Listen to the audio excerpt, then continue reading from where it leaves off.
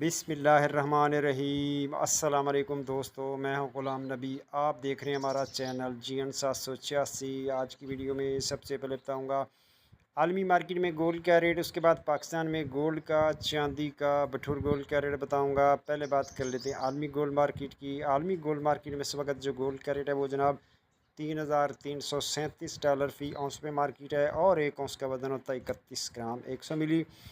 अब दोस्तों यहाँ बात कर लेते हैं local liberty market Gulberg Lahore Pakistan. आज तारीख है जनाब 26 जुलाई 2025। आज के गोल्ड के रेट की बात करें तो 18 के तोले का रेट 2,71,725 रुपये फ़ी तोला। 21 के तोले का रेट 3,17,000 रुपये फ़ी तोला। 22 के तोले का रेट 3,32,100 रुपये फ़ी तोला। 24 कैरेट गोल्ड का रेट जनाब 3,62,300 रुपये फ़ी तोला। जी हाँ, रेट दोबारा सुन लें, 24 कैरेट गोल्ड का रेट है 3,62,300 रुपये फ़ी तोला। चांदी है 4,300 रुपये फ़ी तोला। और बटूर लोकल गोल्ड का रेट 3,58,000 में सेल है। बटूर की वापसी खरीदी 3,57,000 रुपये फ़ी तोला। और पेशावर में पक्का तोले का रेट 3,74,500 रुपये फ़ी पक्का तोला। मिलते हैं नेक्स्ट वीडियो में। अल्लाह हाफिज़।